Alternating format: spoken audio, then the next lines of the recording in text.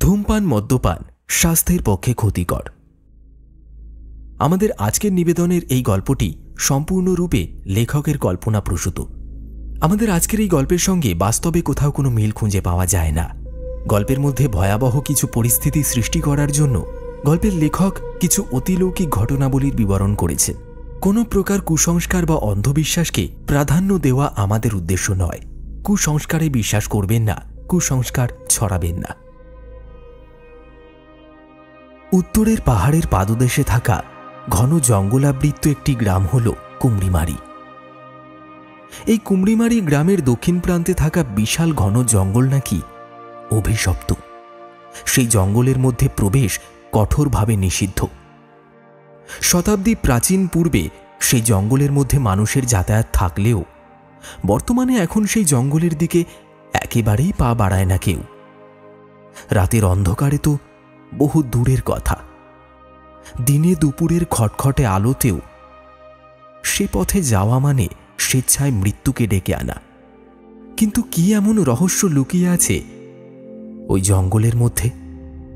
যদি কোনো ব্যক্তি ওই জঙ্গলে প্রবেশ করে তাহলে তার মর্মান্তিক পরিণতি বা কি হতে পারে? নমস্কার আমার প্রিয় শ্রোতা বন্ধুরা, আজ আপনারা শুনতে চলেছেন লেখক সুরজিৎ ঘোষের কলমে এক সম্পূর্ণ অন্য ধারার গল্প, কুমড়িমারির জঙ্গলে। আমি সুদর্শন রয়েছি আজ গল্প পাঠে এবং বিশেষ কয়েকটি পুরুষ চরিত্রে। আজ আমার সঙ্গে বিভিন্ন কণ্ঠে থাকছে তমাল, অনিকেত, সত্যেন্দ্র, ঋষি এবং সুমিত।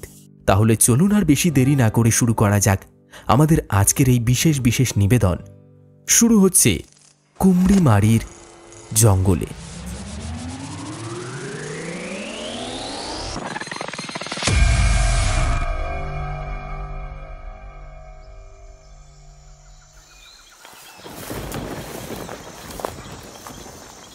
আসুন আসুন বিজয়বাবু, আমরা তো সেই কখন থেকে আপনার জন্যই অপেক্ষা করছিলাম।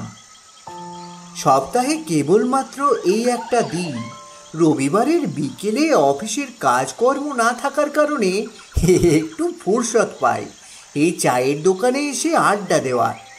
আর আমাদের আড্ডার আসরের মূল মধ্যমণি হলেন তো আপনি। আজ রবিবার হওয়া সত্ত্বেও আপনি আসতে দেরি করছেন দেখে সত্যি কথা বলতে কি আমরা একটু ঘাবড়ে গিয়েছিলাম। সপ্তাহে কেবলমাত্র এই একটি দিন আপনার কাছ থেকে আমরা নানা অতীত জীবনের লোমহর্ষক কাহিনীর কথা শুনি ভাবলাম আজ বোধহয় আর তা শোনা হবে না। পাড়ার চায়ের দোকানের ভেতর বিজয় ভট্টাচার্য ঢুকে আসতে মুখোমুখি রাখা দুইখানি বেঞ্চের মধ্যে বসে থাকা বেশ কিছু যুবকের মধ্যে কমলেশ নামের একজন যুবক কথাগুলো বলে উঠল। বিজয় ভট্টাচার্যের বয়স প্রায় 60-এর ঊর্ধ্বে, কিন্তু তা সত্ত্বেও এতখানি বয়স হবার পরেও ভদ্রলোক সেই বয়সের ছাপ যেন অদ্ভুত কোনো মন্ত্র বলে নিজের শরীরের ওপর পড়তে দেননি। মাথা ভর্তি কাঁচা পাকা চুল, দেহের চামড়া টান টান, চওড়া প্রশস্ত কপাল, উজ্জ্বল দুই চোখ।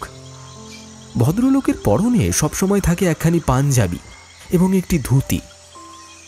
এই বিজয় ভট্টাচার্য মশাই তার অতীত জীবনের বেশিরভাগ সময়টাই ভারতবর্ষের বিভিন্ন জায়গায় নানান কাজের সূত্রে ভ্রমণ করে কাটিয়েছেন।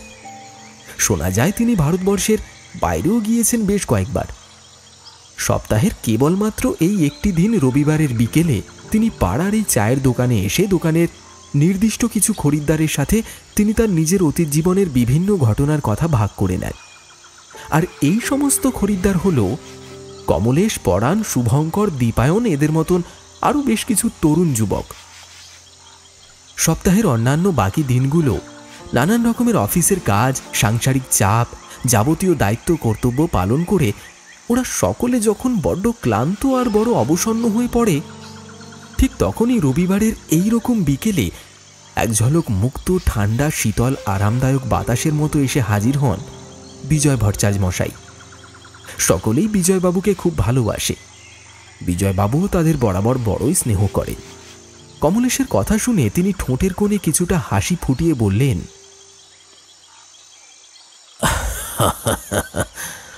আরে আর বলো না, বেরোনোর সময় একটা কাজ পড়ে গেল।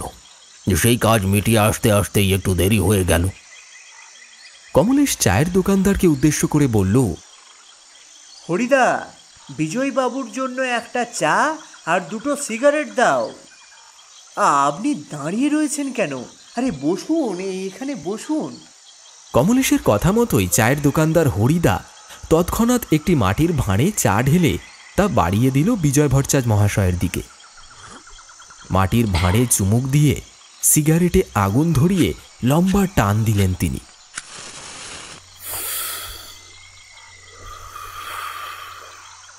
সেখানে বসে থাকা অন্যান্য সকলেই কমলেশের মুখাপেক্ষী হয়ে রইল, কারণ একমাত্র কমলেশই তাদের মধ্যে থেকে বিজয়বাবুকে কোনো একটা ঘটনার কথা শোনানোর জন্য আবদার করে প্রত্যেকবার।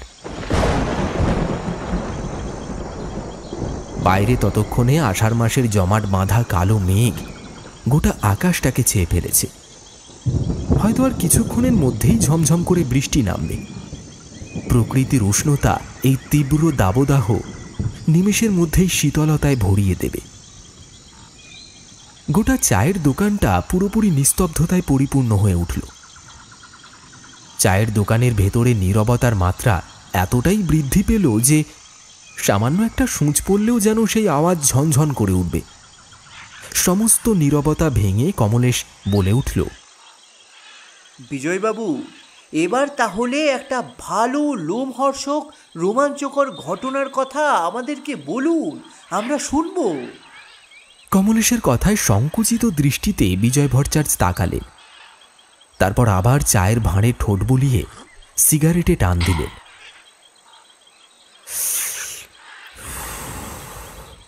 গল্প বলার জন্য যে উপযুক্ত পরিবেশ এবং মনের প্রয়োজন হয়, বর্তমানে তা বিজয় ভট্টাচার্যের কাছে রয়েছে। তিনি সকলের দিকে চোখ বুলিয়ে বুঝতে পারলেন সেখানে উপস্থিত প্রতিটা মানুষ অধীর আগ্রহের সাথে নির্বাক শ্রোতার মতন অপেক্ষা করছে তার জীবনের কোনো একটি ঘটনা শোনার জন্য। তিনি সামান্য আঙুলের ঝিনকানিতে সিগারেটের অগ্রভাগ থেকে ছাইটুকু ঝেড়ে ফেলে বললেন, এই ঘটনা কুমড়িমারি নামের এক গ্রামকে কেন্দ্র করে। ওখান থেকে উত্তরের পার্বত্য অঞ্চলের পাদদেশে সেই গ্রাম উপস্থিত। তবে সে গ্রামটির যে এরকম অদ্ভুত নাম রাখা কেন হয়েছিল এ বিষয়ে আমি জানি না, বা জানার চেষ্টাও করিনি কখনো। ঘন নিবিড় জঙ্গলে ঘেরা ছিল সেই গ্রাম। ছোট্ট গ্রামটার চারপাশ পুরোপুরি জঙ্গলে ঘেরা। তবে কুমড়িমারি গ্রামের একটি অদ্ভুত নিয়ম ছিল। সেই গ্রামের দক্ষিণের জঙ্গলে যাওয়া ছিল একেবারে কঠোরভাবে নিষিদ্ধ। ওখানকার কোনো মানুষ ঘুণাক্ষরেও দক্ষিণের জঙ্গলের দিকে পা রাখত না। দক্ষিণের জঙ্গলের কথা উঠলে সকলের চোখ মুখ জুড়ে কেমন যেন একটা আতঙ্ক খেলে যেত। সকলে তড়িঘড়ি অত্যন্ত দ্রুততার সাথে সেই কথার প্রসঙ্গ বদলে ফেলার চেষ্টা করত। স্থানীয় মানুষের মধ্যে ভয়ের মাত্রা এতটাই বেশি ছিল যে সন্ধ্যার অন্ধকার নামার পর তো বহু দূরের কথা, দিনে দুপুরের আলোকিত পরিবেশেও কেউ দক্ষিণের জঙ্গল বরাবর হাঁটা লাগাতো না। বিজয়বাবুর কথা থামতেই কমলেশ জিজ্ঞাসা করল, কেন বিজয়বাবু? কুমড়িমারি গ্রামে দক্ষিণে থাকা জঙ্গলের মধ্যে কি এমন রহস্য লুকিয়েছিল যার কারণে সেই জঙ্গলের ভেতর প্রবেশ সম্পূর্ণরূপে নিষিদ্ধ ঘোষণা করা হয়? শোনা যায় কুমড়িমারি গ্রামের দক্ষিণ প্রান্তে থাকা ঘন নিবিড় বনাঞ্চলের মধ্যে ছিল একটি বহু প্রাচীন পাথর দ্বারা নির্মিত মন্দির। সেখানকার মানুষের মতে ওই প্রাচীন মন্দির ছিল বনাঞ্চল ও বন্য পশু পাখিদের রক্ষাকারিণী বনদেবীর। আগে সমস্ত স্থানীয় মানুষরা বছরের একটি নির্দিষ্ট সময় জঙ্গলে প্রবেশ করে দেবীর মন্দিরে গিয়ে পুজো দিয়ে আসত। কিন্তু পরে কোনো এক কারণে দেবীর মন্দিরটি বন্ধ করে দেওয়া হয়। দেবী ভীষণ রকমের রুষ্ট হন সমগ্র গ্রামবাসীদের উপর এবং তিনি অভিসম্পাত করেন। দেবীর অভিশাপে দক্ষিণের জঙ্গল হয়ে ওঠে অভিশপ্ত। দেবী মানুষের কাছ থেকে পুজো নেওয়া বন্ধ করে দেন। এরপর থেকে মানুষজন আর ভুলেও পা রাখে না সেই দক্ষিণের জঙ্গলের পানে। দিনে দিনে মানুষের যাতায়াত না থাকার কারণে দক্ষিণের জঙ্গল হয়ে ওঠে আরও ঘন, দুর্ভেদ্য এবং নানান ধরনের বিষাক্ত কীট পতঙ্গ থেকে শুরু করে সরীসৃপের বাসভূমি। শতাব্দী প্রাচীন যাবতীয় নিষেধাজ্ঞা নিয়ম ভঙ্গ করে বহু যুগ পর সেই দক্ষিণের জঙ্গলের উদ্দেশ্যে যাত্রা করার সিদ্ধান্ত নিল সেখানকারই এক স্থানীয় যুবক। তার মনে পড়ে গেল ছোটবেলায় ঠাকুর দাদার মুখ থেকে ওই জঙ্গল সম্পর্কে শোনা কিছু কথা। বুঝলে দাদু ভাই, আর যাই করো না কেন, আমাদের গ্রামের এই কুমড়িমারির ঠিক দক্ষিণ লাগোয়া যে বিশাল বনভূমি রয়েছে, সেই বনভূমির মধ্যে কখনো কোনো দিনও প্রবেশ করার চেষ্টা করো না। সেই বনভূমি সাধারণ কোনো বনভূমি নয়। ওই জঙ্গল বর্তমানে অভিশপ্ত। সেখানে যে বা যারা যায় তারা আর কখনো ফিরে আসে না। দাদুর মুখ থেকে এই কথা শুনে ছোট্ট ছেলেটা ভারী বিস্ময়ের সাথে প্রশ্ন করল, কেন দাদু? দক্ষিণের ওই জঙ্গলের মধ্যে কি এমন জিনিস আছে যার কারণে ওখানে মানুষ ঢুকলে আর বেরোতে পারে না? নাতির এই প্রশ্নে বৃদ্ধ সেই মানুষটির দুই চোখ জুড়ে নেমে এলো একটা গভীর ভয়ের ছাপ। বৃদ্ধের মুখমণ্ডল মুহূর্তের মধ্যেই কেমন যেন রক্তশূন্য আর ফ্যাকাশে হয়ে গেল। তিনি একটা শুকনো ঢোক গিলে থমথমে গলায় বললেন, ওই জঙ্গলের মধ্যে রয়েছেন স্বয়ং বনদেবী। তিনি আমাদের এখানকার সমস্ত মানুষের প্রতি অত্যন্ত অপ্রসন্ন। তাই তো দেবী একেবারেই চান না যে তার জঙ্গলের অভ্যন্তরে অনধিকার প্রবেশ করুক কেউ। যে মূর্খ ব্যক্তি এই সমস্ত নিষেধাজ্ঞা অগ্রাহ্য করে, অমান্য করে ওই জঙ্গলের ভিতর প্রবেশ করে, সে আর কখনো কোনো দিন জীবিত অবস্থায় বেঁচে ফিরে আসতে পারে না। আর যদিও বা বেঁচে ফিরে আসতে পারে, তাহলে দেবীর আক্রোশ নেমে আসে তার উপর। শুধুমাত্র সেই মানুষটি তার পাপের ফল ভোগ করে না, তার সমস্ত পরিবারের বাকি সদস্যরা, এমনকি ওই গ্রামের মানুষদের প্রতিও ভয়ানক রকমের ক্রোধিতা হন দেবী। দেবীর রোষানল নেমে আসে সমগ্র গ্রাম জুড়ে। দেবী এখানে খুব উগ্রা, রুদ্রাণী। যে কোনো একটি মানুষের অপরাধের কারণে শেষ হয়ে যেতে পারে গ্রামের পর গ্রাম। তাই তো এত কিছুর ভয়ে কেউই আর ওই দক্ষিণের জঙ্গলের মধ্যে পা রাখার চেষ্টা করে না। আসলে সকলেরই তো প্রাণের ভয় রয়েছে। নিজেদের ক্ষতির ব্যাপারটা তাও মানা যায়, কিন্তু পাপের ফল ভোগ করতে হবে সমস্ত পরিবারের মানুষদের। এটা মেনে নেওয়া বোধহয় খুব একটা সহজ কাজ নয়। অমাবস্যা পূর্ণিমার রাতে ওই দক্ষিণের জঙ্গলের মধ্যে থেকে ভেসে আসে নানান রকমের অদ্ভুত, অতিলৌকিক, আদি দৈবিক সব আওয়াজ। সেই সমস্ত আওয়াজ ইহজগতের কোনো বাসিন্দার পক্ষে করা একেবারেই সম্ভব নয়। সেই আওয়াজ যে সমস্ত মানুষের কানে গিয়ে পৌঁছয়, একমাত্র তারাই বলতে পারে ঠিক কতটা ভয়ানক, কতটা রক্ত জল করা, হাড় হিম করা সেই শব্দ। আচ্ছা দাদু, আমি শুনেছি যে আমাদের গ্রাম কুমড়িমারির যে দক্ষিণে জঙ্গলটি রয়েছে, সেখানে নাকি এককালে নিয়ম করে আমাদের গ্রাম ও আশেপাশের সমস্ত গ্রামের লোকেরা ওখানে আসতো, তারা দেবীর পুজো করত। কিন্তু হঠাৎ করে তাহলে কি এমন ঘটলো যার কারণে সে সমস্ত কিছু বন্ধ হয়ে গেল? দেবী কি কারণে আমাদের গ্রামবাসীর ওপর রুষ্ট হলেন? নাতির মুখ থেকে এই প্রশ্ন শুনে সেই বৃদ্ধ এবার যেন অদ্ভুত এক ঘোলাটে দৃষ্টিতে তাকালেন তার দিকে। তারপর খুক খুক করে কিছুটা কেশে জোরে জোরে 2 বার শ্বাস নিয়ে তিনি যেন বহু কষ্টের সাথে বললেন,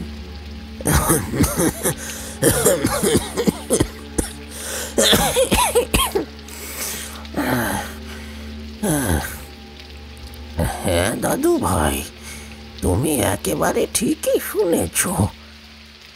সত্যি আজ থেকে কয়েক যুগ আগে আমাদের গ্রাম কুমড়িমারির সমস্ত মানুষেরা বছরের একটি নির্দিষ্ট সময় তাদের নিজেদের সাধ্য মতন পুজোর ডালা নিয়ে ওই জঙ্গলের ভেতর প্রবেশ করত। জঙ্গলের মধ্যে যে পরিত্যক্ত বিশাল প্রাচীন পাথরের দেবীর মন্দির রয়েছে, সেই মন্দিরের গর্ভগৃহে আছে স্বয়ং বনদেবীর কালো কোষ্ঠী পাথরের মূর্তি। সেই মূর্তির সামনে সমস্ত পুজোর জিনিস নামিয়ে রেখে তারা অত্যন্ত ভক্তি ও নিষ্ঠা সহকারে দেবীর পায়ে ফুল অর্পণ করত। যাবতীয় রীতিনীতি মেনে পূজা অর্চনা করত। কেবলমাত্র বছরের ওই নির্দিষ্ট সময় কয়েকটি দিনের জন্য সেই জঙ্গলের মধ্যে প্রবেশ করে দেবীর পুজো করা সম্ভব ছিল। কিন্তু একবার এক নরাধম পাপিষ্ঠ মানুষ দেবীর কাছে গিয়ে পুজো দেওয়ার ছলে সেই কোষ্ঠী পাথরের বিগ্রহ থেকে খুলে নিল বিবিধ মহামূল্যবান স্বর্ণসহ নানান ধাতব অলঙ্কার। দেবী ভীষণ রকম ক্ষিপ্ত হলেন তার উপর। শোনা যায় তৎক্ষণাৎ নাকি সেই কালো কোষ্ঠী পাথরের দেবী মূর্তির 2 চোখ যেন দপ করে জ্বলে উঠেছিল সহসা। তীব্র আগুনের লেলিহান শিখার মতো গনগনে টকটকে লাল সেই রক্তবর্ণের চোখের দিকে তাকিয়ে ওই ব্যক্তি হৃদযন্ত্র বিকল হয়ে মারা যায় ওইখানেই। এই জঘন্য অপরাধমূলক ঘটনার পর থেকে দেবী প্রচণ্ড পরিমাণে রুষ্ট হন এবং সমগ্র মানব জাতিকে তিনি অভিশাপগ্রস্ত করেন।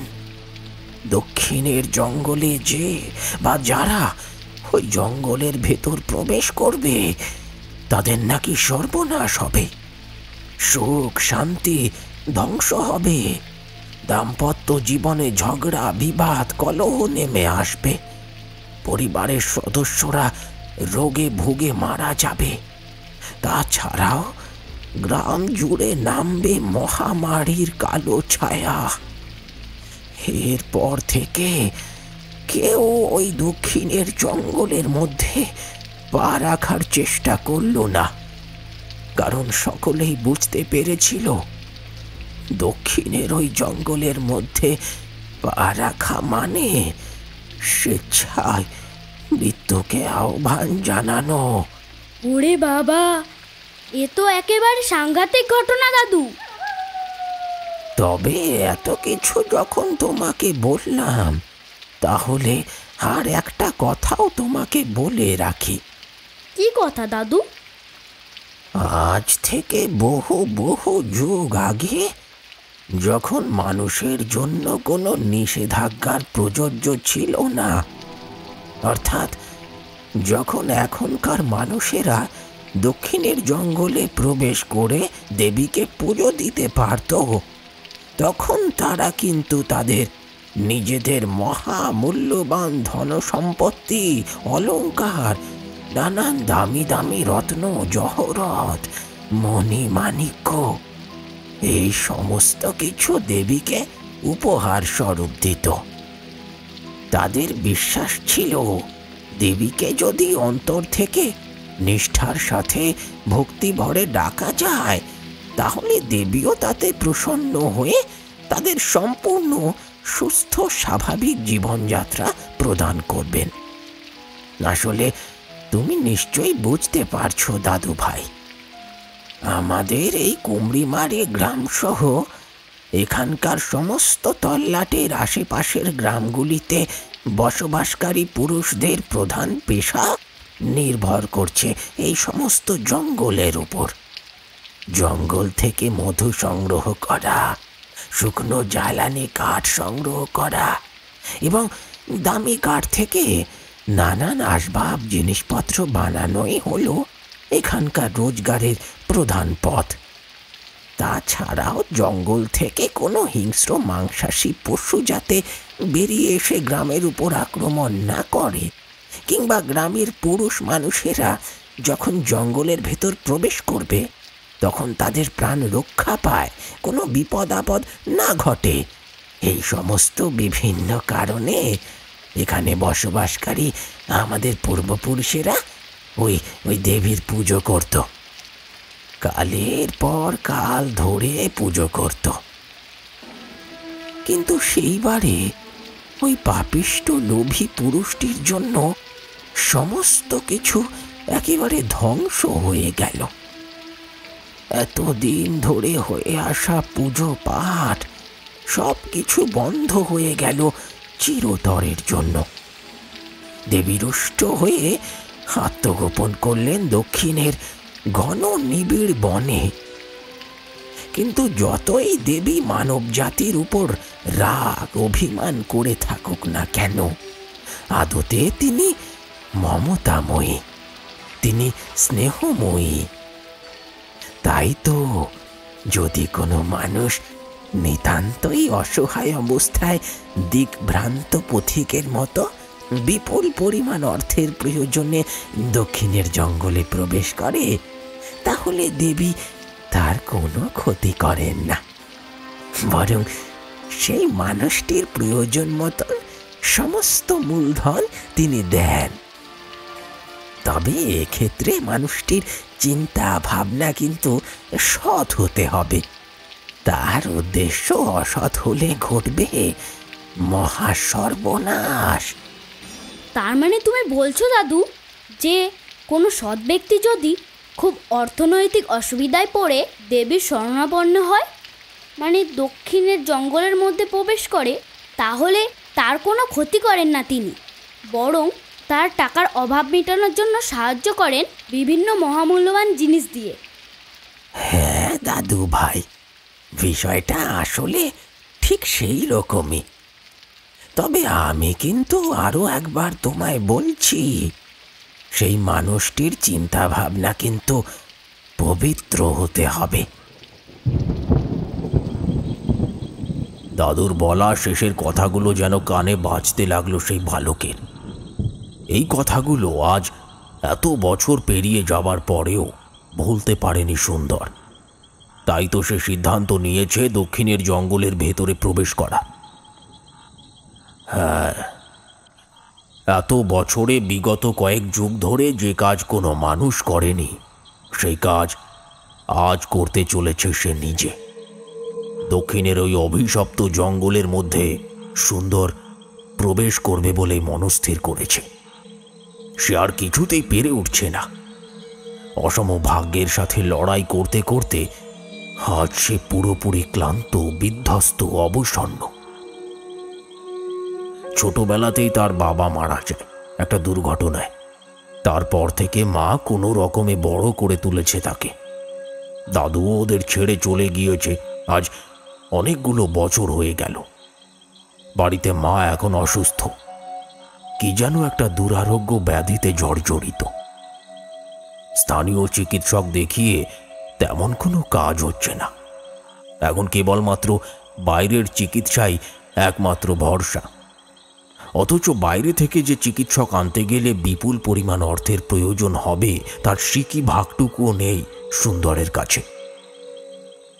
তাই আজ বড় অসহায় হয়ে সে সিদ্ধান্ত নিয়েছে দক্ষিণের জঙ্গলে প্রবেশের। যেভাবেই হোক তাকে তার মাকে বাঁচাতেই হবে, সুস্থ করে তুলতেই হবে। মা তার একমাত্র আপনজন।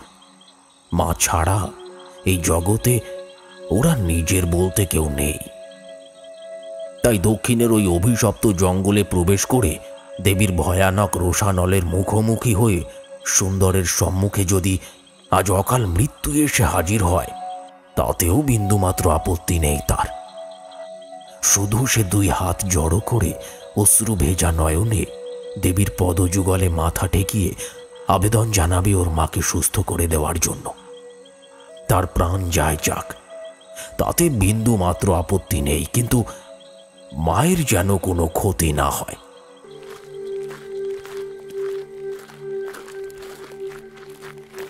দাদু বলেছিলেন, কোনো ব্যক্তি যদি সৎ উদ্দেশ্যে পবিত্র মনে শুদ্ধ চিত্তে দক্ষিণের জঙ্গলে পা রাখে, তাহলে দেবী তার কোনো ক্ষতি করে না।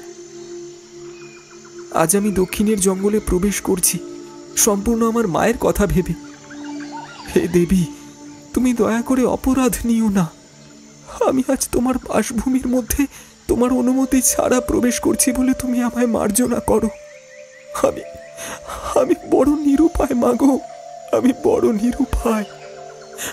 আমার গর্ভধারিণী মাকে বাঁচানোর তাগিদে আজ আমি এই জঙ্গলের অভ্যন্তরে প্রবেশ করলাম। কুমড়িমারি গ্রামের দক্ষিণ প্রান্তে থাকা ঘন অভিশপ্ত জঙ্গলের ঠিক সামনে দাঁড়িয়ে দুই হাত জড়ো করে সেই বনের মধ্যে অধিষ্ঠানকারিণী দেবীর উদ্দেশ্যে কথাগুলো বলল তরুণ যুবক সুন্দর। আর বেশি ভাবনা চিন্তা না করে সে বনদেবীর উদ্দেশ্যে প্রণাম জানিয়ে পা রাখল দক্ষিণের জঙ্গলের মধ্যে। আর দক্ষিণের জঙ্গলে প্রবেশ করার সাথে সাথেই তার সর্বাঙ্গ জুড়ে এক শিহরণের স্রোত বয়ে গেল। সে উপলব্ধি করল তার দেহের সমস্ত লোমকূপ একটি একটি করে খাড়া হয়ে যাচ্ছে, একেবারে সজারুর গায়ের কাঁটার মতো। দুরু দুরু বুকে সে ঢুকে এলো জঙ্গলের মধ্যে। একদল ঠান্ডা কনকনে শীতল হাড় কাঁপানো বাতাস সহসা বুঝি ঝাঁপিয়ে পড়ল তার উপর। সুন্দরের মনে হলো বাতাসের মধ্যে কিসের যেন একটা মিষ্টি বনফুলের সুগন্ধ মিশে আছে। দক্ষিণের এই জঙ্গলে যে বহুকাল কোনো মানুষের পা পড়েনি তা জঙ্গলের মধ্যে কিছুটা হেঁটে আসার পরে পরিষ্কারভাবে বুঝতে পারল সে। গোটা জঙ্গল জুড়ে বড় বড় মহিরুহের দল তাদের বিশাল বিশাল শাখা প্রশাখা বিস্তার করে দাঁড়িয়ে রয়েছে। সশস্ত্র প্রহরীর ন্যায় তারা যেন একজন বনদেবীর আজ্ঞাবাহক প্রহরী। যে বা যারা বিনা অনুমতিতে অসৎ উদ্দেশ্যে এই জঙ্গলের বুকে পা রাখবে তাদেরকে বুঝি শেষ করে দেবে ওই প্রহরীর দল। বন্য জঙ্গলের গুল্ম লতা পাতার ঝোপ ঠেলে সে এগিয়ে চলল গভীর থেকে আরো গভীরে। ইতিমধ্যেই কেমন অন্ধকার হয়ে আসছে চারপাশ। দক্ষিণের জঙ্গলে প্রবেশ তো করলাম, জানি না আজ আমার ভাগ্যে ঠিক কি লেখা আছে। সুস্থ শরীর নিয়ে এই জঙ্গলের বাইরে বের হতে পারবো কিনা তাও আমার অজানা। মায়ের মুখটা শেষবারের মতো যদি একবার দেখতে পারতাম তাহলে খুব ভালো হতো। জানি না আর কখনো কোনো দিন মাকে দেখতে পাবো কিনা। ভীষণ কষ্টের সাথে বুক ভরা হতাশা নিয়ে কথাগুলো বলল সুন্দর। তবুও সে থামল না। ঘন নিবিড় জঙ্গলের যাবতীয় গুল্ম লতা পাতা ঝোপ ঠেলে সে এগিয়ে চলল ক্রমশ আরো সামনের দিকে। দক্ষিণের জঙ্গলের মধ্যে যত ভিতরে সে প্রবেশ করতে লাগলো ততই চারপাশ জুড়ে নেমে এলো কেমন যেন একটা মায়াবী অন্ধকারাচ্ছন্ন পরিবেশ। আসলে এই জঙ্গলের মধ্যে এত বড় বড় গাছপালা একসাথে থাকার কারণে মাথার উপরের আকাশটার মধ্যে এমন একটা চাঁদোয়ার মতো আস্তরণের সৃষ্টি করেছে যে সেই আস্তরণ ভেদ করে সূর্যালোকের আলো সঠিকভাবে এসে পৌঁছচ্ছে না ধরাতলের বুকে। জঙ্গলের বুকে এই কারণে চারপাশ জুড়ে একরকম এক অদ্ভুত আলো অন্ধকারের রহস্যময় পরিবেশের সৃষ্টি হয়েছে। বাতাসের মধ্যে মিশে রয়েছে কেমন যেন একটা ভ্যাপসা বনজ তীব্র উৎকট গন্ধ। আবার কোথাও কোথাও ভারী মিষ্টি কোনো অজানা অচেনা ফুলের গন্ধে তার মন মোহিত হয়ে উঠছে। বুকের মধ্যে একটা কি হয় ভাব উঁকি দিলেও, খানিকটা ভয় জন্ম নিলেও সে বিরামহীনভাবে এগিয়ে চলল সম্মুখ ভাগে। কে কে ওখানে? হাঁটতে হাঁটতে সুন্দরের বেশ অনেকক্ষণ ধরেই মনে হচ্ছিল যে এই জঙ্গলের মধ্যে সে কেবলমাত্র একা নয়, যেন আরও কেউ একজন খুব সন্তর্পণে তাকে অনুসরণ করে এগিয়ে চলেছে। কিন্তু সে যেন কোনো মায়া বলে এমনভাবে হাঁটছে যার কারণে তার পায়ের সামান্যতম আওয়াজ শোনা যাচ্ছে না। মাটির উপর গুল্ম লতা পাতার ঝোপঝাড়, ছোট ছোট আগাছা থাকার কারণে সুন্দর যখন সেই ঝোপ আগাছার দলের উপর পা দিয়ে যাচ্ছে তখন একটা মচমচ আওয়াজের সৃষ্টি হচ্ছে। অথচ তার পেছনে এতক্ষণ ধরে যে তাকে অনুসরণ করছে তার বিন্দু মাত্র কোনরূপ আওয়াজ হচ্ছে না। প্রথমে মনের ভুল ভেবে বিষয়টা উড়িয়ে দিলেও এবার সে যেন পরিষ্কার দেখল গাছের আড়ালে একটা ছায়ামূর্তিকে দাঁড়িয়ে থাকতে। সেই ছায়ামূর্তি যেন তার দিকেই তাকিয়েছিল অপলকভাবে। সহজাতভাবেই প্রশ্নটা বেরিয়ে এলো সুন্দরের মুখ থেকে। তার বুকের ভেতর কে যেন অদৃশ্য হাতে একটা ভারী ধাতব হাতুড়ি দুম দুম করে পেটাতে আরম্ভ করল। চারপাশের প্রতি দৃষ্টি বোলাতেই সে ভীষণ রকমের ভয় পেয়ে গেল। আবছা আলো আর অন্ধকারের মধ্যে হলেও সে পরিষ্কার দেখেছে এক নারী মূর্তি দাঁড়িয়েছিল গাছের অন্তরালে। হ্যাঁ, এটা তার একেবারেই চোখের ভুল হতে পারে না। সেই নারী মূর্তির মুখমণ্ডল পরিষ্কারভাবে বোঝা না গেলেও সুন্দর তার দুই চোখের দৃষ্টি দেখেছে। ওফ, কি ভয়ানক রকম টকটকে লাল সেই দুই চোখের দৃষ্টি! ওরকম চোখের দৃষ্টি কি আদৌ কোনো জীবন্ত মানুষের হতে পারে? তাছাড়াও এই নিবিড় ঘন অভিশপ্ত জঙ্গলের মধ্যে কোনো নারী এলো কোথা থেকে? প্রশ্নটা মনের মধ্যে আসতেই গোটা গাটা কেমন যেন শিরশির করে উঠল সুন্দরের। বাতাসের মধ্যে সে পুনরায় টের পেল সেই মিষ্টি ফুলের গন্ধটা। তবে এই গন্ধটা এবার যেন এক ধাক্কায় বেশ কয়েক গুণ বেড়ে গিয়েছে। দক্ষিণের এই জঙ্গলের মধ্যে প্রবেশ করে সুন্দর সবচেয়ে আশ্চর্যজনক যে ঘটনাটি লক্ষ্য করেছে তা হলো গোটা জঙ্গলটা অদ্ভুত অস্বাভাবিক রকমের নীরবতার চাদরে মোড়া। সে এখানকার স্থানীয় ছেলে, ছোটবেলা থেকেই নানান বন জঙ্গল দেখে সে বড় হয়েছে।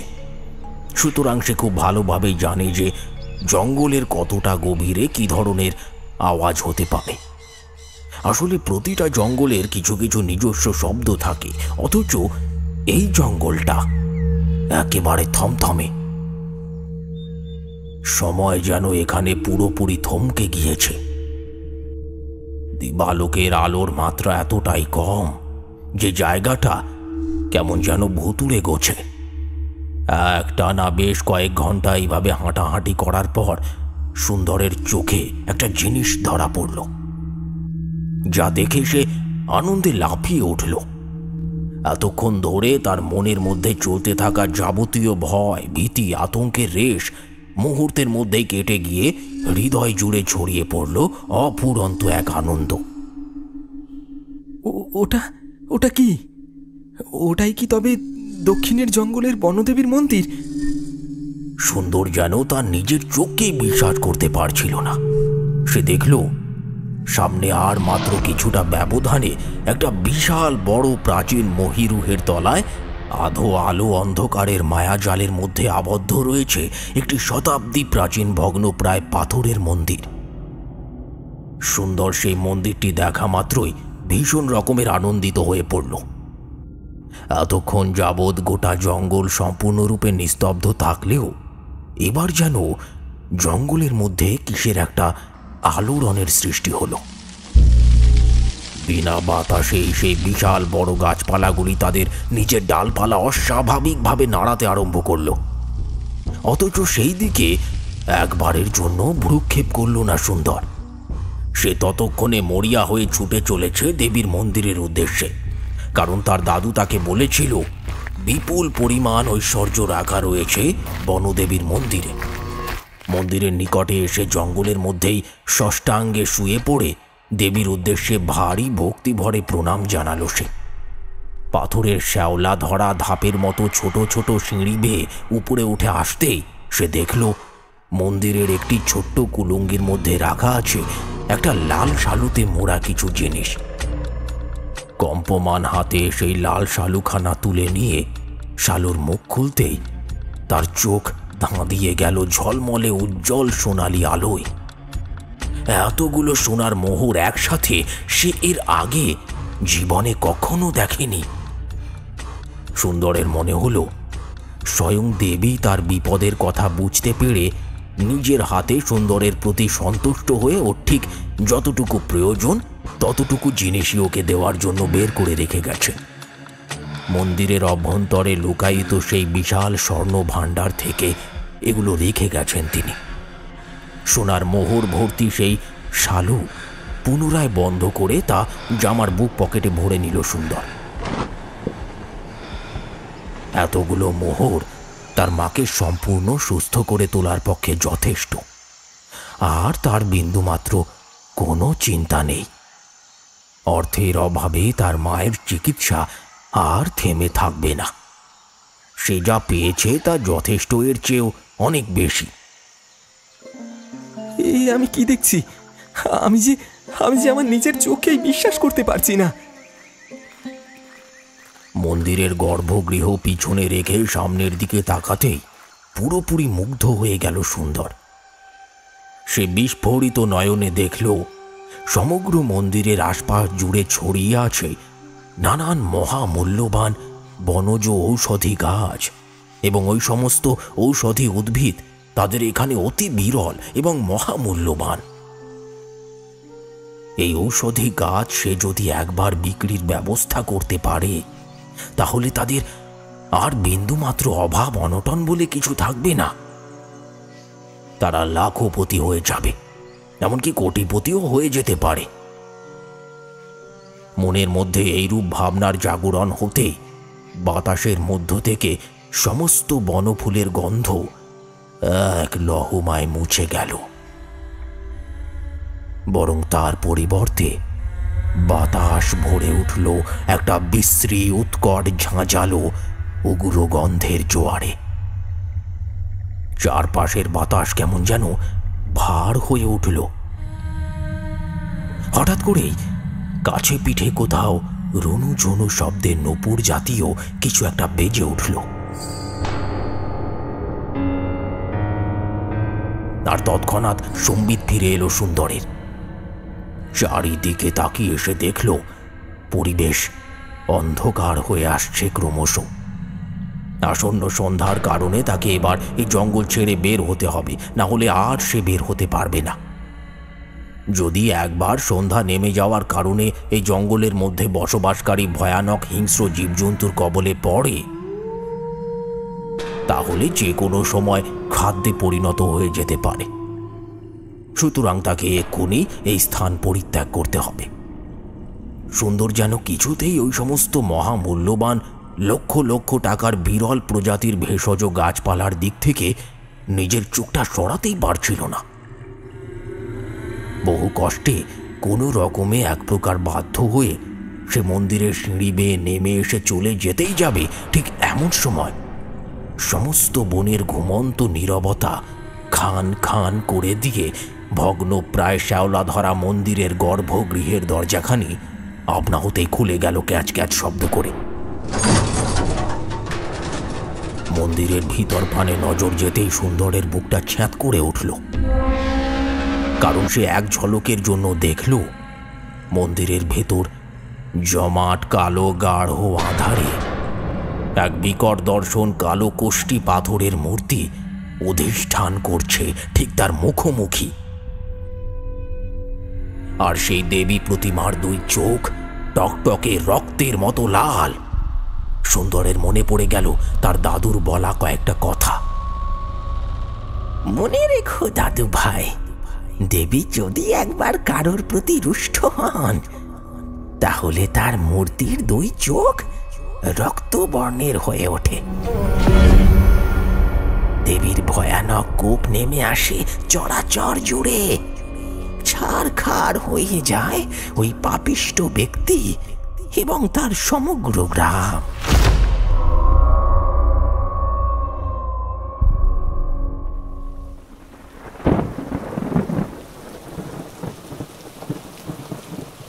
এতক্ষণ পর্যন্ত বলার পর বিজয়বাবু এবার একটু থামলেন। বাইরে রীতিমতো মুষলধারে বৃষ্টি আরম্ভ হয়েছে। চায়ের দোকানের হরিদা সকলের উদ্দেশ্যে আরও এক ভাঁড় করে চা ঢেলে তা বাড়িয়ে দিল। এটা তাদের প্রতি রবিবারের গতে বাধা নিয়েও। বিজয়বাবু পুনরায় একটি সিগারেট ধরালেন। সিগারেটের সাদাটে ধূসর ধোঁয়া অন্ধকারাচ্ছন্ন পরিবেশের মধ্যে মিশে গিয়ে তা যেন কেমন এক অদ্ভুত রহস্যময় পরিবেশের সৃষ্টি করল। কমলেশ টান টান উত্তেজনাপূর্ণ গলায় জিজ্ঞাসা করল, এবার তাহলে কি হলো বিজয়বাবু? দেবী কি রুষ্ট হলেন? দক্ষিণে জঙ্গলের মধ্যে অধিষ্ঠানকারিণী স্বয়ং বনদেবীর রোষ কি তবে নেমে এলো ওই গ্রামের ওপর? কমলেশের প্রশ্ন শুনে দুই চোখ বন্ধ করে বিজয় ভট্টাচার্য মহাশয় সিগারেটের ফিল্টারে একটা লম্বা টান দিলেন।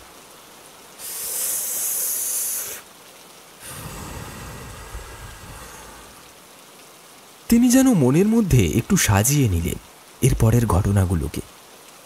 নাক ও মুখের মাধ্যমে গল গল করে বেশ অনেকটা ধোঁয়া বাতাসে ছেড়ে তিনি পুনরায় বলতে আরম্ভ করলেন গল্পের পরবর্তী অংশ। এরপর সেই গ্রাম জুড়ে যা ঘটতে শুরু হয়েছিল তা আমি হয়তো সঠিকভাবে তোমাদের বলে বুঝিয়ে উঠতে পারবো না। সেই বোঝানোর ক্ষমতা হয়তো ঈশ্বর আমায় দেয়নি। তবুও চেষ্টা করছি যতটা সম্ভব বলার। তবে বিশ্বাস করো, সেই অভিজ্ঞতা যে সকল মানুষের হয়েছিল কেবলমাত্র তারাই বলতে পারে যে কতটা ভয়ের মধ্যে দিয়ে তাদের সময় অতিবাহিত করতে হয়েছিল। প্রতিটা দিন, প্রতিটা রাত তাদের কাছে হয়ে উঠেছিল সাক্ষাৎ অভিশপ্তময়। নরকের যন্ত্রণা ভোগের চেয়েও কষ্টের, ভয়ানক দুঃস্বপ্নের চেয়েও ভয়ের। চায়ের দোকানের মধ্যে বসে থাকা সকলেই যেন বাকশক্তি হারিয়ে ফেলেছিল। তাদের মুখ থেকে সামান্যতম কোনো আওয়াজ বের হচ্ছিল না। অধীর আগ্রহের সাথে সকলে যেন গোগ্রাসে গিলছিল বিজয় ভট্টাচার্য মহাশয়ের বলা প্রতিটি কথা। ঠান্ডা উত্তরে হাওয়ার সাথে বৃষ্টির ঝাঁট এসে মিশতে লাগলো তাদের গায়ে। বেশ একটা কাঁপুনি ধরানো পরিবেশ। নিমেষের মধ্যেই সবটুকু কুমোট ভাবটা কেমন যেন কেটে গেল। বিজয় ভট্টাচার্য মহাশয় পুনরায় আবার সিগারেটের ফিল্টারে একটা লম্বা টান বসালেন।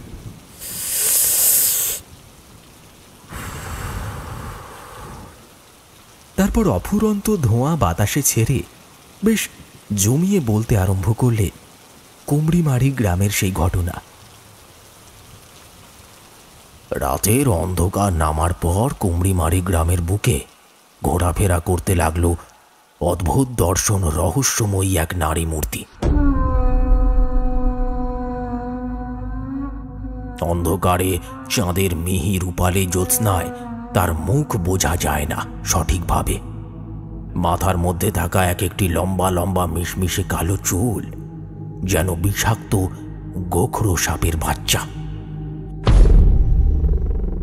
সেগুলো যেন তাদের তীক্ষ্ণ বিষ দাঁত বের করে ছবল দেওয়ার উদ্দেশ্যে বাতাসের মধ্যে খেলা করছে ফনা তুলে। সেই নারীর গায়ের রং কুচকুচে কালো, সর্ব অঙ্গে তার রক্তবর্ণ ফুলের মালা। তবে সবচেয়ে ভয় ধরানো যে বিষয়টা সেটা হলো ওই রমণীর চোখ দুটি। তার দুই চোখে মণি বলে যেন কিছু নেই। দুই চোখের দৃষ্টি টকটকে গাঢ় লাল, সেই দৃষ্টির মধ্যে কি যেন একটা মিশে আছে। রমণীর চোখের দিকে একভাবে কিছুটা সময় তাকিয়ে থাকলে যে কোনো ব্যক্তি বুঝি সরাসরি ভস্মীভূত ছাইয়ে পরিণত হয়ে যেতে পারে। গোটা গ্রামের মানুষ ত্রাহি ত্রাহি চিৎকার শুরু করল। সেই রমণীর উনু ঝুনু শব্দে নুপুর বাজিয়ে সমস্ত কুমড়িমারি গ্রাম প্রদক্ষিণ করল। আর এরপরেই শুরু হলো এক সাংঘাতিক মরণ ব্যাধি। কুমড়িমারি গ্রামের বুকে শত শত ঘরের অন্দরমহলে ঢুকে গেল সেই প্রাণঘাতী রোগ। সকলে ভীষণ কাশতে কাশতে মুখ দিয়ে রক্ত উঠে ভেদ বমি করে মারা যেতে লাগলো।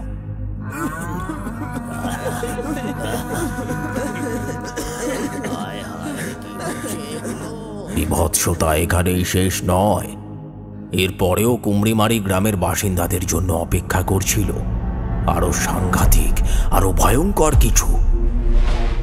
কুমড়িমারি গ্রামের সমস্ত পুকুর, খাল, বিল, কুয়ো সমেত যাবতীয় জলাশয়ের পানীয় জল রাতারাতি বদলে গেল।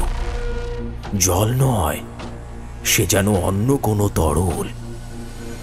জলের রং কি কখনো ওরকম টকটকে লাল হতে পারে?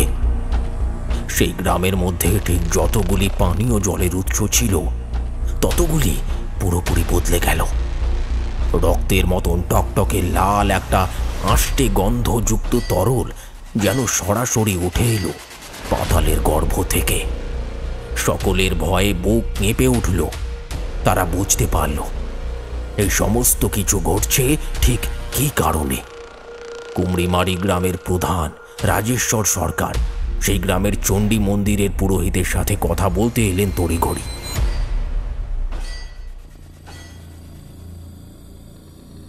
আচ্ছা পুরোহিত মশাই, এ সমস্ত কি অঘটন ঘটছে বলুন দেখি।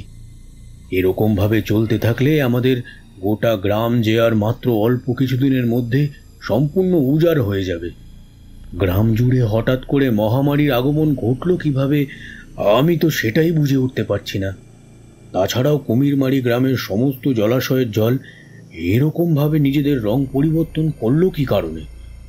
কুমিরমারি গ্রামের মানুষেরা সঠিকভাবে জলও পান করতে পারছে না, সকলেই ভয় পাচ্ছে ভীষণভাবে। বর্তমানে কুমিরমারি গ্রামের সমস্ত জলাশয়ের বুকে যে টকটকে লাল তরল রয়েছে তা যেন সাক্ষাৎ কোনো প্রাণীর তরতাজা রক্ত।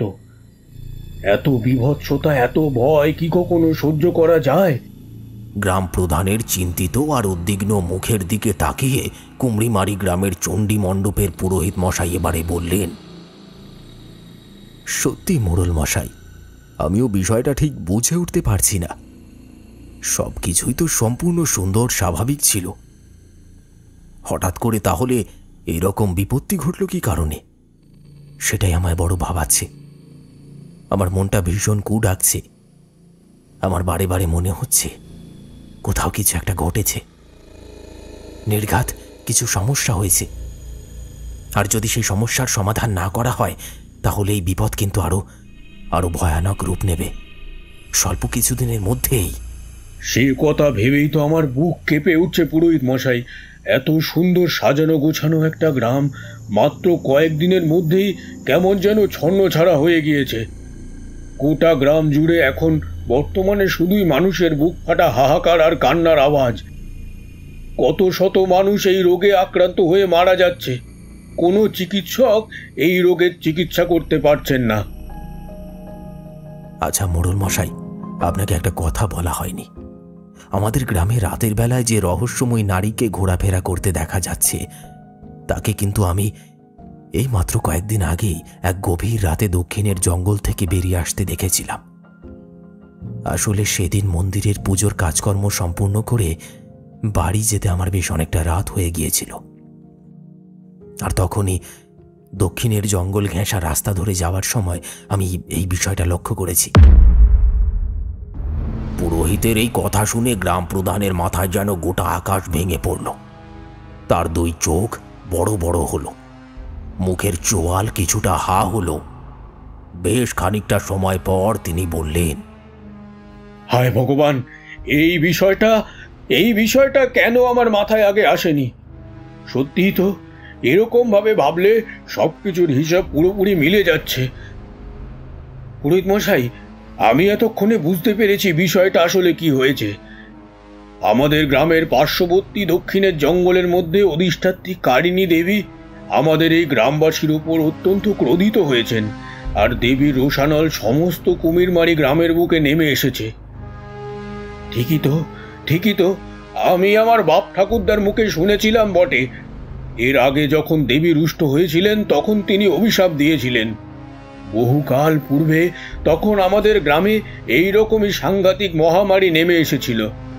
সমস্ত মানুষ কুকুর বিড়ালের মতন মরে পড়েছিল। কেবলমাত্র গুটি কয়েক হাতে গোনা মানুষ সে যাত্রায় প্রাণে রক্ষা পায়। হা ভগবান, তার মানে আবার কোনো পাপিষ্ট লোভী ব্যক্তি দক্ষিণের জঙ্গলে প্রবেশ করেছিল অসৎ উদ্দেশ্যে, আর ঠিক এই কারণেই এই সমস্ত অঘটন ঘটতে শুরু করেছে। কিন্তু কিন্তু কে কে সেই ব্যক্তি যে লোভের বশবর্তী হয়ে আমাদের গ্রামের এত বড় ক্ষতি করল? গ্রামের এত নিরীহ মানুষের অদৃষ্টে মৃত্যুযোগ নামিয়ে আনলো কে? আমাদের তা জানতেই হবে। আপনি কোনো চিন্তা করবেন না মোড়ল মশাই, আমি আজ রাতে এই চণ্ডী মণ্ডপে ধ্যানে বসব।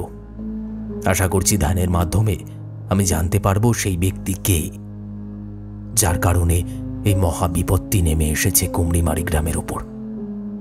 আপনি বরং কাল সকালে ঠিক এরকম সময় এসে এখানে উপস্থিত হবেন। কালকেই আপনি জানতে পারবেন সেই মহাপাপিষ্ঠ নরাধমটির নাম আর পরিচয়। ঠিক আছে পুরোহিত মশাই, আমি কাল সকালে যথাসময়ে চলে আসব। কালকেই এর একটা বিহিত করতে হবে, তা না হলে কেবলমাত্র একটি দোষী মানুষের কারণে আমাদের গ্রামের প্রতিটা নির্দোষ নিরপরাধ মানুষ শাস্তি পেয়ে শেষ হয়ে যাবে। এ কিছুতেই আমি মেনে নিতে পারবো না।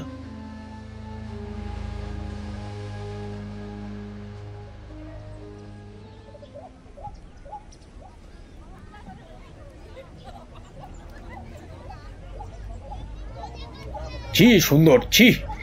আমি একেবারেই ভাবতে পারছি না যে তোমার মতো একটা ছেলে এরকম জঘন্য নীচ ঘৃণ্য অপরাধমূলক কাজ করতে পারে। তুমি যে অপরাধ করেছো সেই অপরাধের কোনো যোগ্য শাস্তি নেই। তুমি একটিবারও তোমার নিজের গ্রামের মানুষগুলোর কথা ভাবলে না?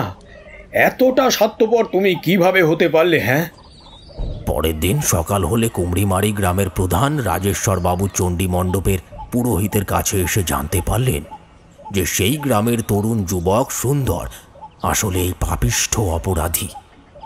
গ্রাম প্রধানের মাথায় ক্রোধের আগুন জ্বলে উঠল। তিনি তার লেঠেল বাহিনী সঙ্গে নিয়ে চড়াও হলেন সুন্দরের গৃহে। প্রথমে একটু ঘাবড়ে গেলেও খানিক পরে সুন্দর বুঝতে পারল যে সব কিছুই জানাজানি হয়ে গিয়েছে। সে আর বিন্দু মাত্র কিছু গোপন করার চেষ্টা না করে দুই হাত জড়ো করে প্রায় কাঁদো কাঁদো অবস্থায় বলল, আমাকে আপনি মাফ করুন রাজেশ্বর বাবু। সত্যি আমি যা করেছি তা মহা ভুল, মহাপাপ। আমি আমার সেই পাপের মাসুল গুনছি।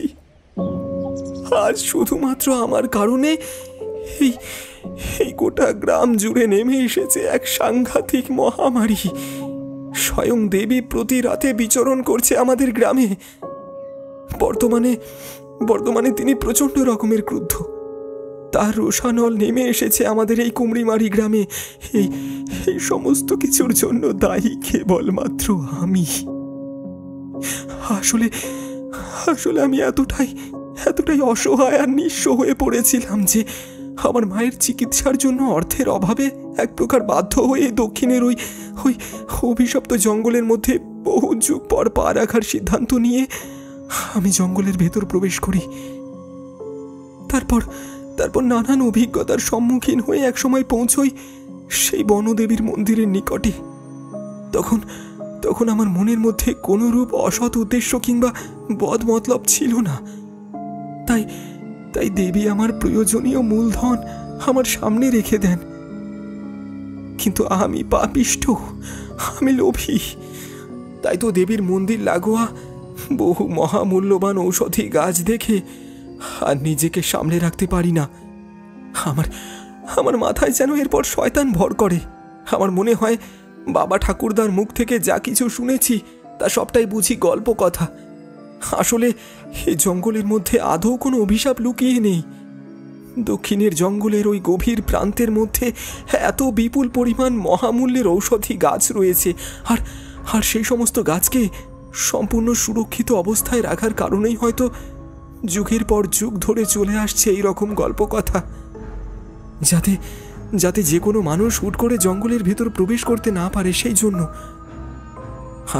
আমি মনস্থির করি এই দক্ষিণের জঙ্গলে নিজের জীবনের ঝুঁকি নিয়ে যখন প্রবেশ করে এই মহামূল্যবান ঔষধি গাছের সন্ধান একবার পেয়েছি, তখন এই সুযোগ কিছুতেই হাতছাড়া করলে চলবে না।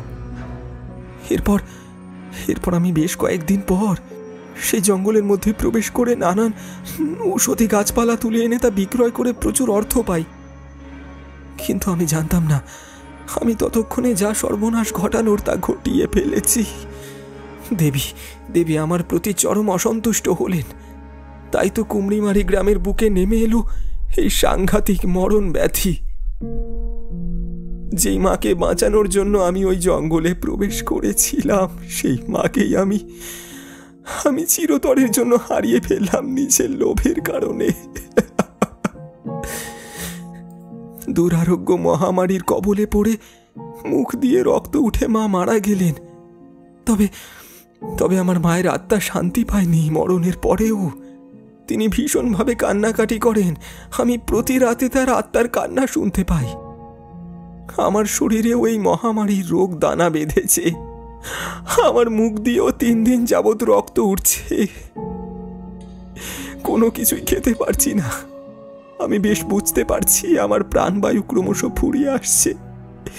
তিলে তিলে মৃত্যুর পূর্বে আমি যে পাপ করেছি সেই পাপের প্রায়শ্চিত্ত করতে চাই। কুমড়িমারির সমস্ত গ্রামবাসীদের মধ্যে ততক্ষণে হাওয়ায় ভর করে ছড়িয়ে পড়ল এই সংবাদ। সকলেই সুন্দরের নামে ধিক্কার দিতে আরম্ভ করল।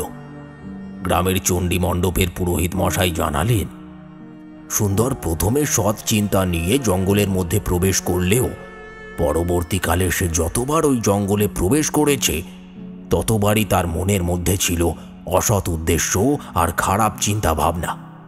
তাই জন্য দেবী প্রথমবার তার প্রতি সদয় হয়ে তার মাকে সুস্থ করে তোলার জন্য সোনার মোহর দিলেও দ্বিতীয়বার থেকে সে যতবার ওই জঙ্গলের মধ্যে অসৎ উদ্দেশ্যে প্রবেশ করেছে ঠিক ততবার তার প্রতি চরম ক্রোধিত হয়েছেন তিনি।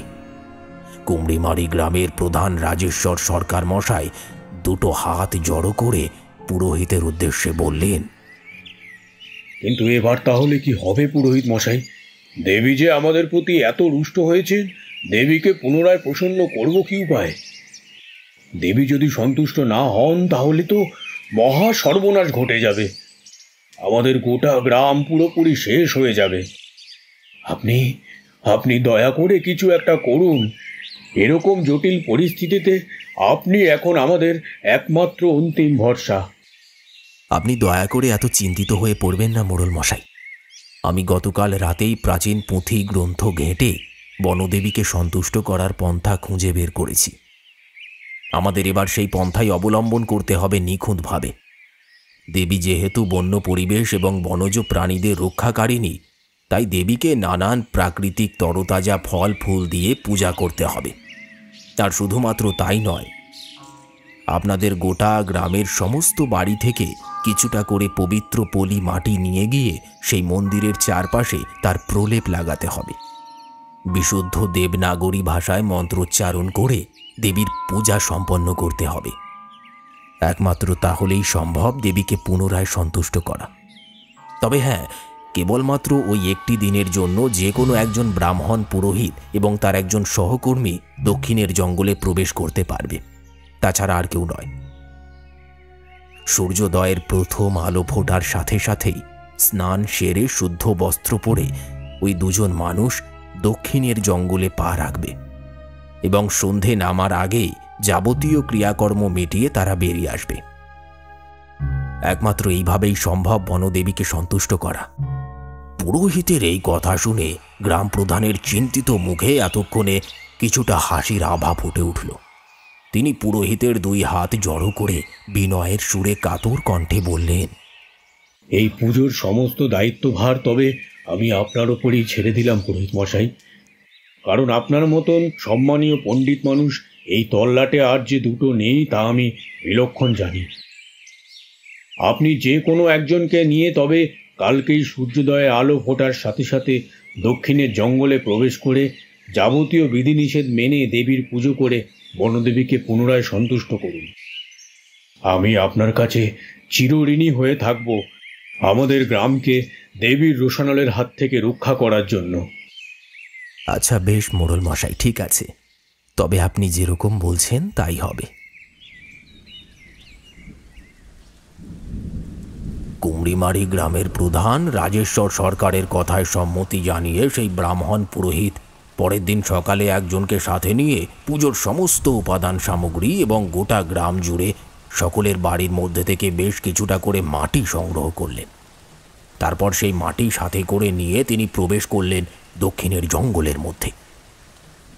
সারাদিন ব্যাপী বড় নিষ্ঠার সাথে ভক্তি ভরে সমস্ত নিয়ম মেনে বৈদিক মতে পুজো করার পরে পুনরায় সন্ধ্যের অন্ধকারে তারা বেরিয়ে এলো জঙ্গলের বাইরে।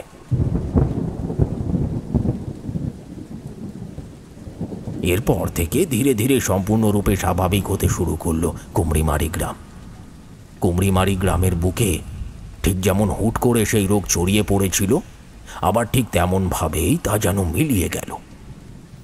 নতুন করে আর কোনো মানুষের প্রাণ গেল না ওই রোগের কবলে পড়ে, একমাত্র একজন ছাড়া, আর সে হলো সুন্দর। সুন্দরকে কিছুতেই বাঁচানো গেল না। আসলে সেই যুবক যে ভয়ানক পাপ করেছিল, লোভের বশবর্তী হয়ে সেই পাপের শাস্তি পেতে হয়েছিল তাকে। বুঝলে তোমরা? চলো আজকের কাহিনী তাহলে এই পর্যন্তই। কি হে, ভালো লেগেছে তো তোমাদের এই কাহিনী? গল্প বলা শেষ করে এবার শটান উঠে দাঁড়ালেন বিজয় ভট্টাচার্য মহাশয়।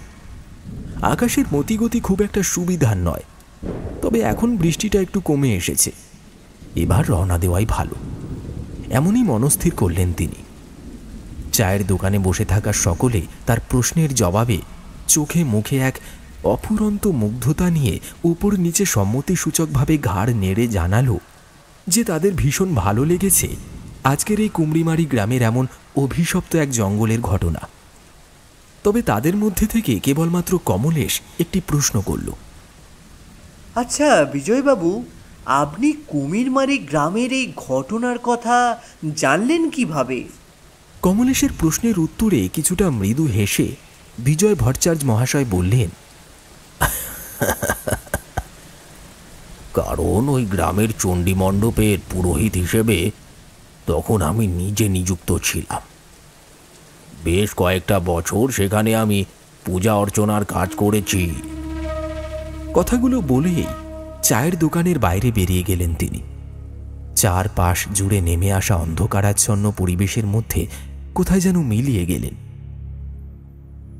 তার কথা শুনে সেই দোকানের মধ্যে উপস্থিত সকলেই যেন শিহরিত হয়ে উঠল। তারা কেউ একেবারেই কল্পনা করতে পারেনি যেই পুরোহিতের এত ক্ষমতার কথা তারা শুনল, যে পুরোহিতের কারণে একটা আস্ত গ্রাম দেবীর রোষানলের হাত থেকে রক্ষা পেয়েছিল, তা আর কেউ নয়, তাদের অত্যন্ত পরিচিত বিজয় ভট্টাচার্য মহাশয় নিজেই ছিলেন। কমলেশ বুঝতে পারল, সত্যি বিজয়বাবু তার অতীত জীবনে ভারতবর্ষের বিভিন্ন জায়গায় ঘুরে বেড়িয়েছেন, তাই উত্তরের কুমড়িমারি গ্রামে বেশ কয়েকটা বছর একটানা কাটানো তার পক্ষে অসাধ্য কিংবা অস্বাভাবিক কোনোটাই নয়।